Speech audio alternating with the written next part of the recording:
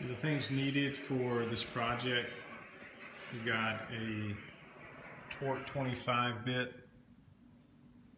socket wrench with extension. You've got a torque wrench. I got some gloves, needle nose pliers. I got two different transmission pan gaskets, depending on which one. It just came with the kit, which you can see there, the Power Torque Automatic Transmission Filter Kit. You'll need 4 quarts of transmission fluid. This is just a sealer that goes around the gasket before you put it back on. It's highly recommended by AutoZone. You'll need a transmission fluid pan. You get those for like $3 at AutoZone.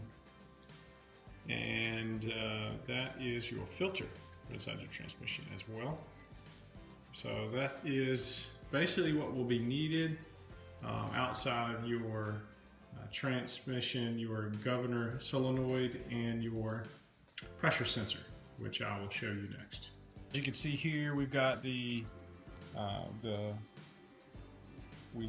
governor solenoid, and then we also have the pressure sensor right there.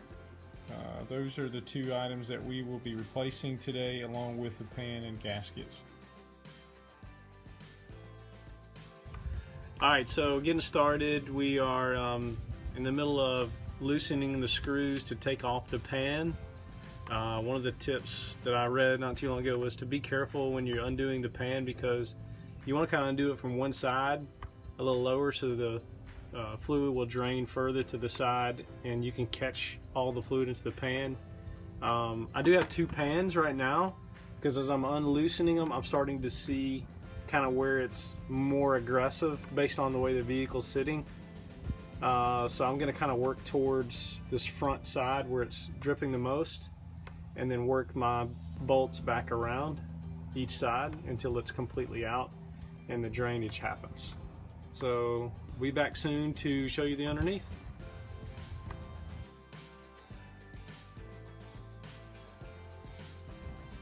Alright, so we just took off the filter. We're going to be replacing that with the new one that I showed you earlier. Now we're going to get to our solenoid. So we got that 25-bit screw here, and we have our 7/16 socket. Should be right here. I'm just going to double check that while I get you on recording video so I can tell you correctly. Alright, so this is a 7/16, and it is not. So I'm pretty sure it's a 1mm. Oh, I'm sorry, that was a half. That goes to the half goes to the bolts on the outside of the pan. So here is the 7/16. Fits like a glove. So yes, you'll need a 7/16 for the outside of that solenoid, and then you need your 25-bit to get off those screws as well. We'll be back soon.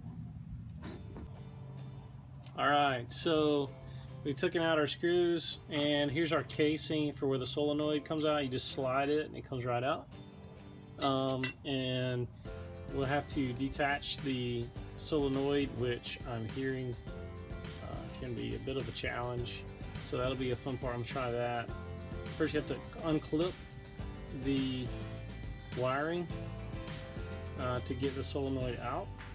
So we'll do that, and then we'll detach. So we'll be back. Okay, so I've taken off our body here.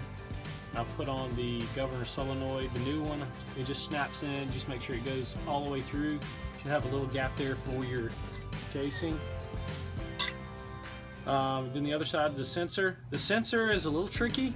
On the inside of the sensor there is like a butterfly clipping, metal clipping to hold it in. You have to squeeze it, not out, but squeeze in and pull out, and that part comes out and you can just slide it right out. Then you put the new one in, clipped it, and now we're going to reinstall. As you see here, our clippings, our wiring will plug back in on both sides. And I did not get a new gasket. It is recommended to do that, but it did not come with my kit. So I'm hoping that my gasket still holds up. Gasket still looks good though. So we're gonna get all this stuff back together and test her out. All right, see you soon.